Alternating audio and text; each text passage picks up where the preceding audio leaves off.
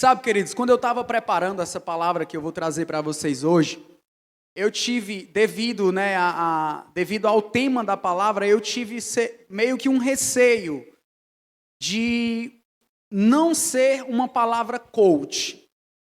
Sabe, uma palavra coach, esses caras que vão pregar e diz, olhe no espelho, diga para você mesmo, eu posso, eu consigo, eu aconteço. Né? A palavra do Senhor, ela trata a si mesmo como uma espada de dois gumes. Ela corta indo e corta voltando. Então ela tem essa função de confortar, de aliviar, de tranquilizar, mas ela também nos confronta. Se a palavra de Deus não está te confrontando, provavelmente você não está entendendo o que você está lendo. Então eu preparei essa mensagem não com o intuito de aliviar, sabe, de inflamar o seu ego, não. Mas com o intuito de que Deus gire uma chave na sua cabeça hoje. Ficou parecendo coach, né? Esse negócio de girar a chave, né? Instala o drive. O tema da palavra de hoje é mente de Cristo. Repita comigo, mente de Cristo. Tá muito fraco. Mais uma vez, mente de Cristo. Eu sei que muita gente não gosta, né, dos pregadores que fica, fale isso, repita aquilo, olhe para a pessoa que está do lado. Mas eu estou pregando, gente, eu vou pedir, tá? Vocês me perdoam, mas vão fazendo aí, depois, né, a gente se entende. Então, a palavra de hoje é mente de Cristo e o texto base para essa palavra está em 1 Coríntios, capítulo 2, versículo 16. Vamos ler comigo? Assim diz a palavra do Senhor. Quem conheceu a mente do Senhor para que possa instruí-lo? Nós, porém, temos a mente de Cristo. Amém? Glória a Deus. Eu considero que essa palavra, ela nunca foi tão urgente quanto ela necessita ser hoje. A mentalidade de muitas pessoas estão sendo atacadas. Nós vivemos um momento em que tantas pessoas estão vivendo depressão, ansiedade. A depressão, inclusive, ela foi instituída como o mal do século. E são doenças. A depressão é uma doença que você não vê sintomas, feridas visíveis, mas ela se instala na mente. Então, daí a necessidade e a urgência de tratarmos sobre esse assunto. Nós vamos falar hoje sobre mentalidade. Glória a Deus. Em Provérbios capítulo 4, versículo 23, diz a palavra do Senhor. Sobre tudo o que se deve guardar, guarda o quê? Guarda o teu coração, porque dele procedem as fontes da vida. Vamos repetir mais uma vez. Sobre tudo que se deve guardar, guarda o teu coração, porque dele procedem as fontes da vida. Glória a Deus. Sobre todas as áreas, sobre tudo que você deve guardar guardar o coração. A Bíblia, ela trata o coração num sentido figurado para falar sobre mente. Amém? Obviamente nós sabemos que na nossa mente é que se armazenam os nossos sentimentos, os nossos desejos, as nossas vontades, as intenções, tudo isso é trabalhado na mente. E, por mais que as nossas ações sejam boas, muitas vezes nós estamos sabotando a nossa mente e fazendo a coisa errada. Então, memorize essa frase, olha. Fazer a coisa certa do jeito errado se torna coisa errada. Leiam comigo. Fazer a coisa certa. Amém? Gabriel, não entendi. Vou citar um exemplo para você. Se em algum momento da sua vida, aliás hoje, se você está buscando viver uma história mais profunda com Deus, na intenção de provar para alguém do passado, para a sua igreja do passado, que você não era valorizado, que não admiravam o seu talento. Se você está buscando com essa motivação, você está buscando a coisa certa, mas do jeito errado. Eu quero viver algo aqui para que todos vejam que eu agora estou fluindo mais, para que vejam que eu estou vivendo algo mais glorioso. E tem muitas pessoas parando na fé, parando na caminhada, sendo inconstante, não é nem pela quantidade de fé que tem, mas pela qualidade dos pensamentos que carregam. Quantas vezes nós deixamos os nossos pensamentos sabotarem a nossa fé? Esses problemas de ansiedade, depressão, problemas que se instalam na mente, não é coisa de quem não é cristão, não, tá bom? É algo muito presente, mesmo em pessoas que creem em Jesus, que têm fé. Só que o que acontece? Muitas vezes, a nossa mentalidade rouba o que a nossa fé tenta acrescentar. Tem muita gente que crê certo, mas pensa errado. Gabriel, isso não está fazendo sentido na minha cabeça. Crer certo, pensar errado. Vou citar um exemplo para você. Quantas vezes a gente está orando por cura, seja para você ou seja para alguém que você conhece? Aí você está orando, você está pedindo a Deus, e você já está prestes a conseguir aquilo que você está pedindo a Deus. Mas aí começa a sua mente, olha, não, isso aí não dá certo, isso é impossível, isso não vai dar certo, não dá para fazer. Então, você crê que Jesus cura, mas a nossa mentalidade rouba o que a nossa fé está tentando acrescentar. Por isso que é tão importante você ter fé, mas você precisa ter uma mente redimida. Porque se você tem fé, mas a sua mente não encaixa com a sua fé, vai ficar sempre aquele conflito e você não vai conseguir alcançar aquilo que você almeja. Todos estão me entendendo? Diga amém. Amém. Glória a Deus. Nós vamos falar hoje sobre perfis de mentalidade. Você sabia que existe perfil de mentalidade? Perfil de mentalidade. Talvez não esteja fazendo sentido para você ainda, mas nós vamos falar sobre alguns perfis e hoje você vai ter a oportunidade de analisar qual está sendo o seu perfil de mentalidade. Será que está sendo de um? Será que está sendo de outro? Amém?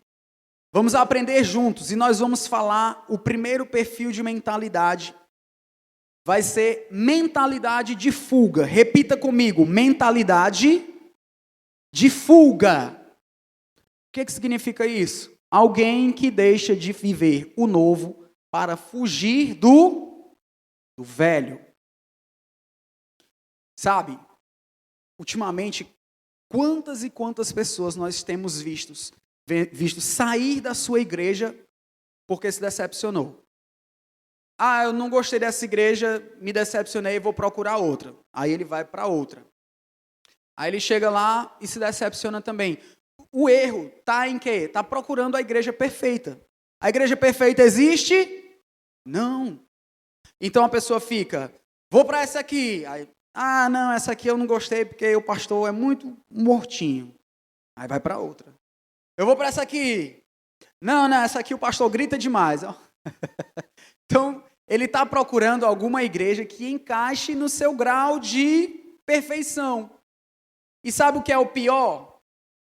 Depois de rodar em várias igrejas diferentes, a pessoa começa a levantar a placa de que não precisa congregar.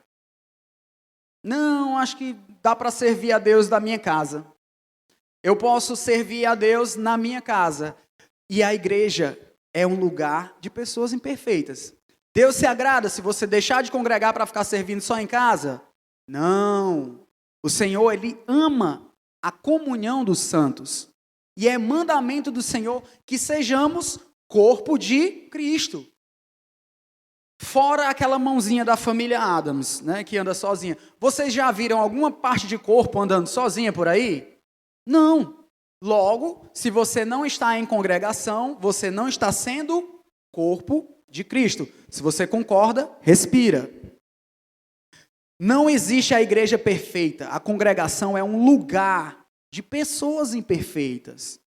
Pessoas com defeitos, suportando uns aos outros. A Bíblia fala para que nós devemos suportar uns aos outros. Isso não é no sentido de dizer, nossa, que irmão insuportável, né? Mas eu tenho que suportar porque a Bíblia diz, não. Suportar é dar suporte, né? Talvez você tinha entendido de outra forma, mas suportar é dar suporte. Deixa eu falar algo aqui, olha. Não existe a igreja perfeita, todo mundo concorda? Mas se um dia você encontrar a igreja perfeita, deixa eu te dar um conselho. Não vá. Não vá para essa igreja. Por que você acha que você não deve ir? Gabriel, eu encontrei a igreja perfeita. Do jeito que eu quero, é tudo perfeito. Não vá. Porque você vai estragar ela. Você é imperfeito. Se você vai para lá, a igreja vai ser imperfeita por você estar lá. Nossa igreja, ela é muito conhecida por ter esse perfil de acolhimento, não é verdade? Quem vem aqui acha, nossa, meu Deus, que igreja amorosa, que igreja acolhedora. Eu tive essa mesma sensação há mais ou menos uns 5 anos atrás, quando eu cheguei na igreja. E aquele ambiente de recepção muito grande, os irmãos, né, momento de conexão, aí vem todo mundo se abraçar, aquela coisa linda, e eu olhando e pensando, tudo falso aqui, viu? Só gente falsa.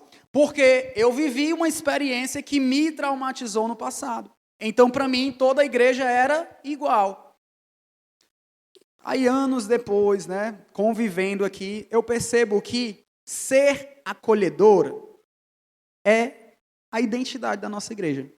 É o perfil. Não quer dizer que a nossa igreja é perfeita, tá bom? Nossa igreja não é perfeita.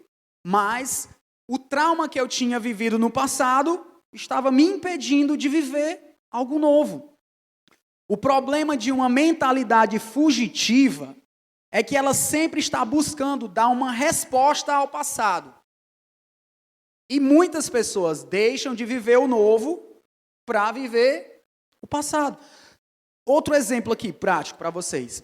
Sabe, quando alguém começa a viver um novo relacionamento, Deus dá uma pessoa maravilhosa, abençoada, cheia de Jesus, um relacionamento tranquilo, que flui, aquela coisa leve, mas a pessoa deixa de aproveitar, de usufruir da nova bênção que o Senhor entregou, preocupado em provar para alguém do passado que está melhor agora.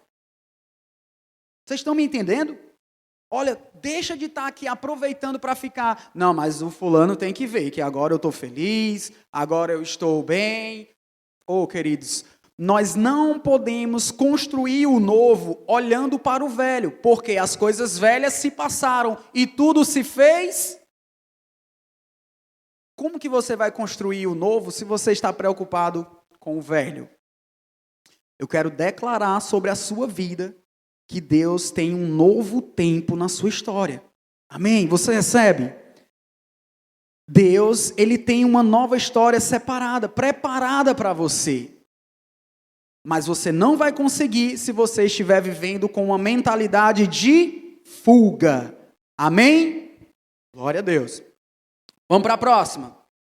Repita comigo, mentalidade. Vamos lá, gente. Mentalidade ansiosa. Misericórdia. O que é que a Bíblia fala sobre ansiedade? Filipenses 4, versículo 6 fala: não andeis ansiosos por coisa alguma. Tem pessoas que sofrem de maneira antecipada por uma coisa que ainda vai acontecer. Sabe?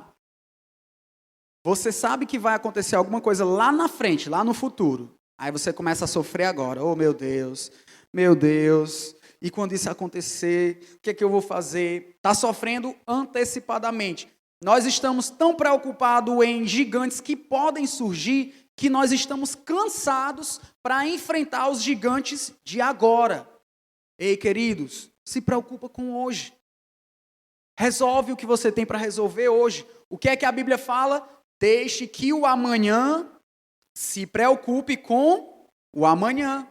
Já basta a cada dia o seu mal. Sabe qual é o maior problema da ansiedade? É que ela nos coloca em um tempo que ainda não chegou. Vocês entenderam? A ansiedade, ela coloca você no lugar que nem é realidade ainda. E o pior disso tudo, o ruim de você sempre viver com uma expectativa para o futuro, é que quando o futuro chega, você está ausente, preocupado com o próximo futuro. O futuro, o novo de Deus chegou para a sua vida e você não está nem usufruindo. Por quê? Meu Deus, e quando eu for viver aquela outra coisa lá? Sendo que a Bíblia fala, deixe que o amanhã se preocupe com o amanhã. Sabe aquela preocupação que está tirando sua paz nos últimos dias? Deus está dizendo para você nessa manhã hoje, descansa. Descansa, filho. O Senhor cuida de tudo. Deus está cuidando de tudo. Deus está preparando tudo. Tem dias que a gente está tão cansado, a mente está tão cansada, e o cansaço físico, ele é quase nada comparado ao cansaço mental. O cansaço mental é horrível. Tem dias que você está com a mente tão cansada que você não consegue nem orar. Você vai orar e começa a vir um turbilhão de coisas na sua cabeça. Eu não sei vocês, mas eu já passei por isso várias vezes. Sabe, você vai orar, aí você começa, Senhor, meu Deus, meu Pai. E detalhe, né? Tem gente que ora com cara de paz, tem gente que ora com cara de medo. Já prestaram atenção? Ó, olha aqui, ó. Tem gente que vai orar e vai assim, ó. Ô, Jesus, Tu és bom, Pai. Eu quero te entregar a nossa semana. Ah, cara, ó, de paz, né? Aí tem gente que vai orar, já faz assim, ó. Ô, Pai, Jesus. Deus olhando para a sua cara lá de cima. Meu filho, tá com medo? Mas tem dias que você tá tão cansado, né? Vai orar, aí você começa, Jesus, eu quero te pedir pela minha família, ó Pai, pela minha casa, e amanhã tem que pagar o gás, meu Deus. E a conta de energia veio tão alta esse mês, eu tenho que trabalhar mais. Olha aí, parou de orar, parou ou não parou? Porque foi invadido os seus pensamentos por várias outras coisas. Esses dias eu fui orar antes de dormir, experiência própria, tá? E aí eu já deitado na cama, aí eu fui orar com a minha cara de choro, né? Deitado, disse, Pai, Deus, eu quero te pedir, ó Pai, por esse mês que está iniciando, Pai. Em nome de Jesus, os compromissos, as contas tem que pagar funcionário, a loja, e aqui em casa a conta de energia. Aí começou um turbilhão de coisas na minha cabeça, muita coisa, muita coisa. E quando eu estava com a cara já quase fechada, eu abri o olho. E quando eu abri o olho, eu olhei para o lado, estava o meu filho dormindo, o Heitor, né, 7 meses. Não tem um boleto para pagar o menino. E a minha esposa dormindo tranquilamente, com saúde. E a geladeira cheia. E tudo certo. E aí eu pensei, meu Deus, como eu tenho sido ingrato contigo. Como eu tenho sido ingrato. Queridos, Deus, Ele não tem feito muito por nós. Ele tem feito tudo. Deus não está fazendo muito. Ai, Deus faz tanta coisa por mim. Não, Deus faz tudo por você. E eu não estou dizendo que você deve parar de se preocupar com o futuro, de se planejar. Não, eu não estou falando isso, tá? Eu não estou falando que você deve, não, estou nem aí, deixa a vida me levar, a vida leva eu. Não, viver como um hippie, né? Não. Mas você tem que entender que uma vida abençoada, uma vida tranquila, uma vida próspera, é consequência de colocar Deus em primeiro lugar. O resto, Deus cuida. Coloque Deus à frente de tudo e o restante Deus vai cuidar. Certo? Quantas pessoas têm colocado a sua felicidade no dinheiro? Ai, quando eu ganhar 5 mil reais eu vou ser feliz. Aí começa a trabalhar, né? Trabalha. Aí ela vai, conseguir ganhar 5 mil reais. E aí ela pensa, poxa, não era, eu acho que eu preciso de mais. Aí vou trabalhar para ganhar 10. Aí trabalha mais. Trabalha de dia, roda de moto Uber à noite, de madrugada ele é vigia noturno. Ele trabalha em 3 empregos diferentes para conseguir mais dinheiro. E aí quando ele consegue, ele vê que não é suficiente. Planejar o futuro é bom ou é ruim? Vamos lá. Isso é ruim? Não, gente. Depende. Pronto, a resposta é essa. Depende. Eu não vou dizer nem que sim, nem que não. Depende de quê, Gabriel? Se a expectativa pelo que vai vir rouba a alegria e a gratidão do que você já tem vivido, você vai sempre perseguir algo que não chega.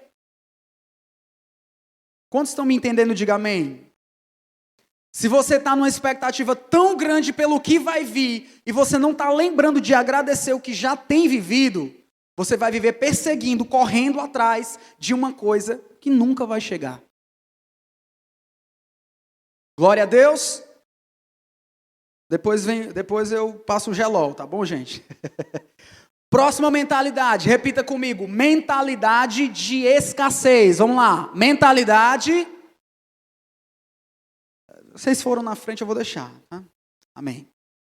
O que é isso? Olhar tudo a partir de uma perspectiva de falta. Deixa eu perguntar para vocês. Deus chamou Moisés ou não chamou? Chamou.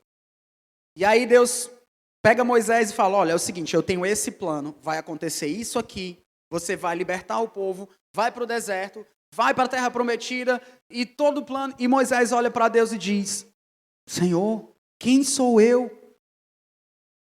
A resposta de Deus para Moisés foi, eu serei contigo. Sabe, às vezes a gente olha e pensa assim, Moisés foi tão humildezinho, mas quem sabe Moisés não falou isso para Deus esperando que Deus enchesse a sua bola? Deus, mas quem sou eu? Aí o Senhor, você é um escolhido, você é o cara, você é bom, você é um líder, você é forte. Deus fez isso com Moisés? Não. Em outras palavras, o que Deus disse para Moisés foi, eu sei que você não tem o que precisa, mas eu serei contigo. Deixa eu abrir um parêntese aqui. Quem aqui é empreendedor? Levanta a mão. Vai lá, levanta a mão. Olha que bênção. Quantas pessoas empreendem? Seja lá em qual for a área. Se você ainda não empreende, mas pensa em empreender, tem algo que eu queria compartilhar com você. Quem aqui já ouviu falar no senhor Walter Elias? Alguém? Não? Mas se eu falar Walt Disney, todo mundo já ouviu falar, não ouviu? Walt Disney, ele foi um grande líder e fundador do mundo Disney, de todos os personagens, do parque. Mas tem algo muito interessante, a dinâmica de criação que ele usava quando ele queria projetar alguma coisa. Ele pegava a sua equipe e ele levava para 3 salas diferentes. A primeira sala que ele entrava com a sua equipe era chamada de Sala dos Sonhos. E nessa sala, eles iam idealizar tudo que eles estavam planejando. Não colocava limite na imaginação. E se a gente fizer tal coisa voadora, ou uma montanha-russa de quilômetros de altura, eles não limitavam os sonhos. E eles se permitiam sonhar. Aí ele pegava toda a sua equipe, saía da sala dos sonhos e ia para outra sala, chamada Sala da Realidade. O que acontecia na Sala da Realidade? Eles iam colocar no papel, idealizar tudo que eles tinham sonhado, imaginado. Então, como que a gente vai fazer uma montanha-russa de quilômetros de altura? Olha, tem que ter uma estrutura dessa forma. Entenderam? Então, ele saía da Sala dos Sonhos e ia para a Sala da Realidade. Terceira sala, ele saía da Sala da Realidade e ia para a Sala da Crítica. O que pode dar errado nesse brinquedo? E se acontecer tal coisa? Eles iam minimizar os erros na Sala das Críticas. Todos estão entendendo? Pronto. Mas sabe o que é mais interessante? Muitas vezes nós estamos debaixo de uma mentalidade de escassez tão grande que o Senhor te entrega um sonho extraordinário, algo grandioso, aí você pega da sala dos sonhos e corre direto para a sala da crítica. Não, Deus, não tem como eu fazer isso não, eu não tenho dinheiro para isso, eu não consigo, não dá para fazer, Deus, eu não tenho como fazer. Entenderam aí? Não passou pela sala da realidade. Deus te deu o sonho, legal, extraordinário, e aí você vai logo para a crítica. Não, eu não posso, eu não tenho o que precisa, mas você tem que entender, sabe o quê? Se Deus está mostrando algo para você, não é porque você sabe, você pode, você consegue. Não, é porque Ele sabe, Ele pode, Ele consegue e Ele quer que você viva isso. Aprenda essa lição. Esqueça o como e confia no quem. Memorizou? Esqueça o como e confia no quem. Como vai acontecer? Eu não sei. Como vai tomar forma? Eu não sei. Mas quem disse que vai acontecer é fiel para cumprir. Você pode aplaudir Jesus por isso?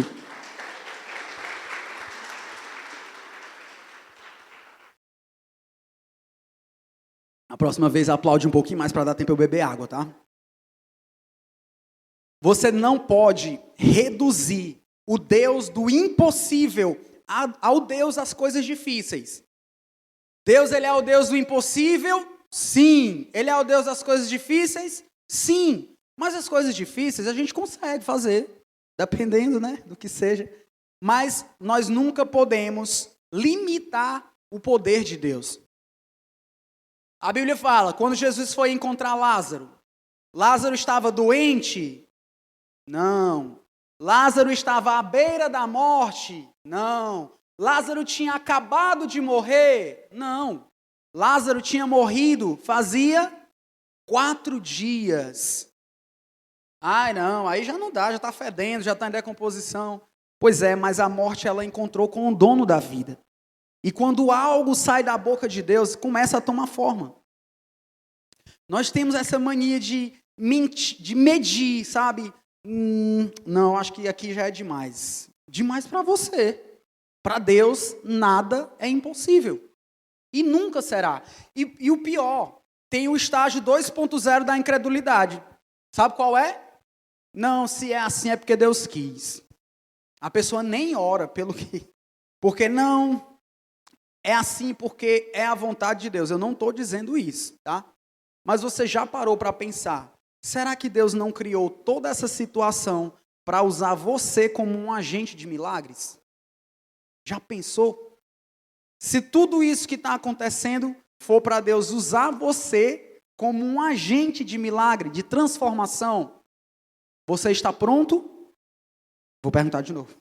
Você está pronto? Glória a Deus. Há um tempo atrás, eu estava em uma programação da igreja e estava um momento de oração e tinha uma pessoa paralítica, um jovem paralítico. E aí começou a oração e o Espírito Santo começou a falar comigo, vai lá, impõe as mãos nesse jovem, ora por ele. Vai orar por essa pessoa. E aí começou a guerra dentro de mim. Meu Deus, eu não posso ir. E se eu for e a pessoa não levantar, eu vou passar vergonha. E se essa pessoa ficar com raiva de eu estar orando nele? Enquanto eu ficava desse jeito, quando eu abri o olho, o Yuri, que é meu discípulo, já estava agarrado nas pernas do rapaz. Estava orando já pelo rapaz. E depois do Yuri, quando pensou que não tem quando a gente deixa um pedaço de doce em cima da mesa? Um monte de formiguinha já estava ao redor ali. Um monte de gente orando por aquele jovem. E eu não fui orar. Deus usou um discípulo meu para falar sobre fé. E detalhe, depois que o Yuri foi, vários outros tomaram a coragem de ir também. Sabe o que a gente aprende com isso? Nossa fé, nossa mentalidade sempre vai ser usada por Deus para influenciar outras pessoas. Você só precisa ser o primeiro. Deus ainda não fez aquele rapaz andar. Ainda. Mas eu creio que um dia ele vai entrar por essa porta dessa igreja caminhando com as suas próprias pernas. O milagre não aconteceu naquele dia. Mas não porque a gente não orou. Não porque a gente não teve fé. Porque não é sobre nós, é sobre ele. Sabe? A fé não significa você ignorar o problema. A fé não é dizer que o câncer não é câncer, que o gigante não é gigante, que a dívida não é dívida. Não, você fingir que não existe, isso é loucura. Mas a fé é se mover por uma realidade acima do problema. O câncer existe, mas existe uma palavra de Deus acima do câncer. A dívida existe, mas existe um Deus que é dono do ouro e da prata. Então nós precisamos ter a mentalidade dos céus, falar sobre as coisas dos céus, para que as coisas dos céus se tornem realidade e seja algo acessível aqui na terra. Amém? Glória a Deus. Próxima mentalidade. Mentalidade fraca. Repita comigo, mentalidade fraca. Foi fraca mesmo, viu? Mentalidade. Tá, muito bem. Jeremias 17, 9 fala: enganoso é o coração do homem. Quando a Bíblia fala sobre um coração enganoso, ela está se referindo a um coração que engana. Sim, está. Mas também a um coração que facilmente é enganado. Um coração que pode ser, sabe? Vocês conhecem alguém que muda de opinião muito rápido? Uma pessoa sem posicionamento. Sabe? Você conversa com ela, né? Vai lá, olha, é assim, assim e tal, vai acontecer dessa forma, foi assim que aconteceu, tá tudo bem? Tá. Quando você vira as costas, a pessoa está falando tudo o contrário, mudou de opinião muito rápido. Isso é uma mente fraca. Deus um dia reuniu com o Espírito Santo e Jesus e decidiu criar o homem. E ele falou: façamos o homem conforme a nossa imagem e a nossa semelhança. Sabe qual foi o grande problema de Eva? Foi uma mentalidade fraca. A serpente, ela pegou a maçã e colocou na boca de Eva? Não. Ela obrigou Eva a comer aquela maçã? Não. Ela simplesmente sugeriu: se você comer, você será igual a Deus. E tem algo que é muito doloroso. Sabe o que é mais doloroso nessa história todinha? Eva já era imagem e semelhança de Deus. Eva já tinha acesso ao Pai. E aí, sabe o que eu aprendo com isso? Memorize essa frase. Se você não sabe quem você é, você pode perder tudo tentando ganhar algo que já tinha. Você compreendeu? Se você não sabe quem você é, você pode perder tudo tentando ganhar algo que você já tinha. Eva já era semelhante a Deus, Eva já tinha contato com Deus, e o Satanás enganou ela só com uma sugestão. Só isso. Cuidado para você não receber sugestões que te tiram do centro da vontade de Deus. Cuidado, muito, muito cuidado. Você sabe qual é a diferença de persistência para insistência? Sabe não? Vou explicar. Persistência é quando você já tem uma promessa de Deus. O Senhor já te deu uma palavra. Ainda não aconteceu, mas você está persistindo na promessa que o Senhor te deu. E insistência é quando você não recebeu uma palavra, não recebeu uma promessa, mas botou na sua cabeça que é aquilo dali. E aí você vai a fundo, você tem insistido, você vai, mesmo Deus não tendo te dado uma palavra. Talvez seja o momento de você rever os seus pensamentos a respeito dos seus sonhos, daquilo que você está tentando, e examinar. Será que o que eu estou tentando foi o Senhor que me deu? Será que o que eu estou buscando é uma promessa? Abraão tinha uma promessa? Sim. Moisés tinha uma promessa? Sim. Deus tem uma promessa para você também. Deus tem uma promessa para você.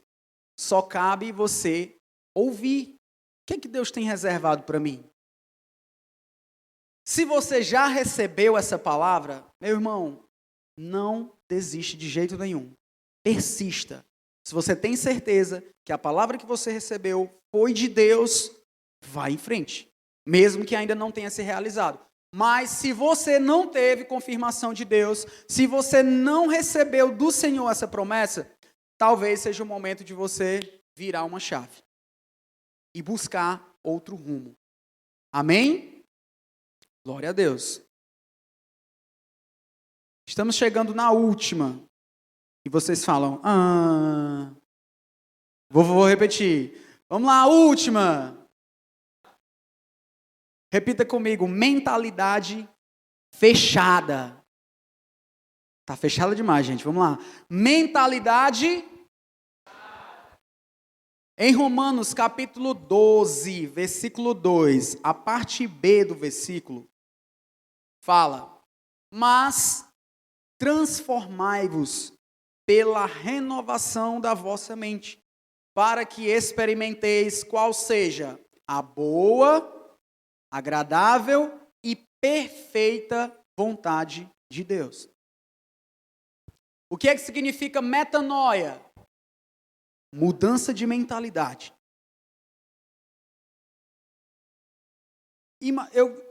Imagine alguém, você conhece alguém que nunca está errado?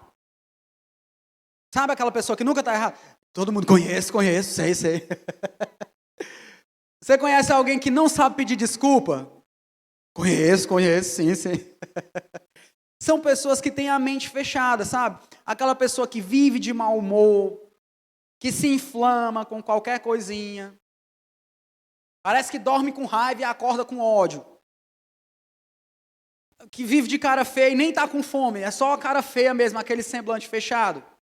Normalmente, esse tipo de pessoa, ele perde de experimentar a boa, perfeita e agradável vontade de Deus. Por quê? Porque não teve metanoia. A mente está fechada. Metanoia é extremamente necessário. Extremamente necessário. Vamos falar sobre relacionamento. Esses dias agora, eu vi um meme, no Instagram. E uma reportagem de um casal. Estavam casados há mais de 50 anos. E aí a mulher perguntou para o marido, E aí, seu fulano, qual é o segredo para vocês durarem tanto tempo? Aí o pobre do marido, olha, o segredo é que eu sempre estou errado. Brincadeiras à parte. Queridos, olha, tem algo que em toda a minha história de relacionamento eu tenho aprendido, sabe? Nesses longos 8 anos de história que eu tenho com a minha esposa, eu tenho aprendido algo que eu chamo de perder para ganhar. Como assim, Gabriel? Não está fazendo sentido. Perder para ganhar, está parecendo uma ex-presidenta ali, Que quem vai perder, quem vai ganhar, ninguém vai perder. Vou explicar para vocês o que é perder para ganhar. Perder para ganhar, você vai estar abrindo mão da sua razão para ter paz. Abrir mão da razão para ter paz. O que significa isso? Olha, vocês sabiam que da criação, entre o homem e a mulher, tem um que parece mais com Deus? Sabia? Não? Sabia não? Quem é que parece mais com Deus, o homem ou a mulher? Quem? Quem acha que é o homem, levanta a mão. Quem acha que é a mulher, levanta a mão. Quem não acha nada? Quem parece mais com Deus? Eu vou falar um negócio e vocês tiram as conclusões de vocês, tá? Quem é que nunca erra? Quem nunca errou? Ó, eu estou falando de Deus, vocês que estão sugerindo, tá? Brincadeiras à parte, olha. No início do nosso relacionamento, a gente conseguiu ir aprendendo muita coisa um com o outro. Deus tem nos moldado em cada detalhe. Em cada detalhe Deus tem trabalhado nas nossas vidas. Mas situações que aconteciam no começo, hoje já não acontece mais.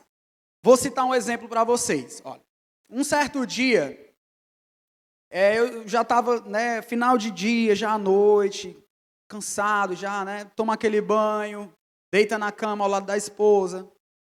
O esposo cheirosinho, a esposa cheirosinha. E aí, né, lembrei do pudim agora. Aí eu fui tentar me aproximar da esposa, aí a esposa afastou. Aí para ela não cair da cama, eu parei, né, de ir. Sabe aquele azogue quando tá do lado contrário, que ao invés de grudar, ele vai empurrando o outro, né? E aí, quando eu vi aquilo, eu digo, minha filha, o que é que tá acontecendo? Aí ela falou aquilo que todas as mulheres falam. Nada. Tem certeza? Não aconteceu nada. Queridas, vamos lá. Mulheres santinhas de Jesus, se não tiver acontecido nada, beleza, tá? Mas se aconteceu alguma coisa, não diga que não aconteceu nada. Ajude o marido. E aí, não aconteceu nada, tudo bem. Eu só peguei o meu celular, né? Vou mexer no meu celular enquanto o sono não chega. Aí eu peguei o celular, quando eu pensei que não, ela saiu do lençol, saiu da cama, foi lá pro outro quarto. Isso é passado, tá, gente? Isso é passado, começo de história. Aí, como um bom marido, né? Eu disse, oh meu Deus, lá se vou eu atrás, né? Mulheres, olha, daqui a uns dias o pastor, quando estiver celebrando, vai ter que dizer, você promete amá-la, respeitá-la, adivinhar seus pensamentos na alegria. E eu fui lá, eu disse, minha filha, o que é que aconteceu? Aí sabe o que ela disse? Não, se é para mim estar sozinha no quarto, eu vim ficar sozinha aqui. Olha aí, Jesus. Esposas, não irritei os vossos maridos. Maridos, amem as vossas esposas, assim como Cristo amou a igreja. Eu pergunto para você, é melhor ter paz ou ter razão? É melhor ter paz. Ai, não, eu fiquei com a razão. Mas aí foi dormir com o Lulu. Eu fiquei com a razão, mas aí foi dormir no sofá. Perdeu de dormir agarradinho, né? Com a esposa. Perdeu aquele chameguinho para estar com a razão, mas no sofá e cheirando o cachorro. Não vale a pena. É melhor ter paz do que ter razão. Perca para ganhar. E naquele dia, eu perdi a minha razão, mas eu ganhei a paz dentro da minha casa. Eu ganhei a minha esposa feliz. Tudo isso por não ter uma mente fechada. Por quê? Se você se zanga para um lado, a esposa se zanga para o outro, o lar de vocês vai deixar de ser um local de bênção para ser um ambiente desagradável. Nossa casa, ela deve ser o ambiente que nós recarregamos as nossas energias. Depois de um dia cansativo, né? Muitas coisas para fazer. E a gente vai para casa por quê? Porque na nossa casa a gente tem Deus. A gente tem paz, a gente tem a nossa esposa, o nosso esposo, que é a nossa recarga de energia. E depois de muito tempo, depois de vivendo, aprendendo, hoje eu tenho experimentado uma porção muito especial de Deus no meu relacionamento, na minha casa, na minha família. Por quê? Porque nós temos aprendido a abrir a nossa mente. Nós temos aprendido a abrir o nosso coração. E todo mundo ganha. Todo mundo ganha. Relacionamento é uma via de mão dupla. Ele vai e ele volta. Então, antes de ir, pense no que vai voltar para você. Metanoia, mudança de mentalidade. Olhe para a pessoa que está do seu lado. Dá um toquinho assim na testa dela, assim, ó, com o dedinho. Diz assim, ó, abra sua mente. Não tenha uma mente fechada. Eu declaro em nome de Jesus que ninguém aqui tem a mente fechada. Todo mundo já passou pela metanoia, amém? Você pode aplaudir Jesus por isso?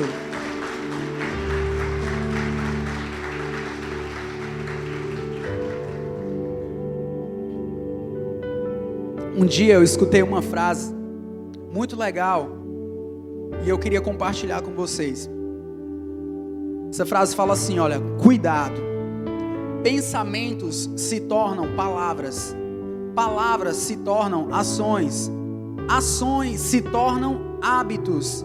Hábitos se tornam o seu caráter. E o seu caráter se torna o seu destino. Nosso destino é uma expressão de cadeias de situações que começam aonde? No pensamento. Você pode ficar de pé em nome de Jesus? Gabriel, eu vi todos esses perfis de mentalidade que você falou, e aí eu não gostei de nenhum, eu não quero nenhum desses para mim. Qual é a mentalidade então que eu tenho que ser? Mentalidade de Cristo. E como é a mentalidade de Cristo? É exatamente o contrário de todas essas que a gente viu. Todas. A mentalidade de Cristo, ela vai contra todos esses perfis que a gente falou aqui. E eu quero declarar sobre a sua vida nessa manhã algumas coisas, e você vai glorificando a Deus na medida que eu for terminando, amém? Eu declaro que você tem uma mente renovada, pois você não está preocupado em fugir do passado, mas sim em viver o novo de Deus. Eu declaro que você tem uma mentalidade de paz, pois a paz que excede todo entendimento já está dentro de você. Eu declaro uma mentalidade de abundância, porque você confia que a sua provisão não está na força do seu braço, mas no Deus que você serve. Eu declaro que você tem uma mentalidade firme, porque Deus não te deu espírito de medo, mas espírito de ousadia, poder e equilíbrio. E eu declaro, por final, que você tem uma mentalidade redimida, porque a sua mente já foi transformada e hoje você já experimenta a boa, perfeita e agradável vontade de Deus. Você tem a mente de Cristo. Você pode aplaudir Jesus por isso? Glória a Deus.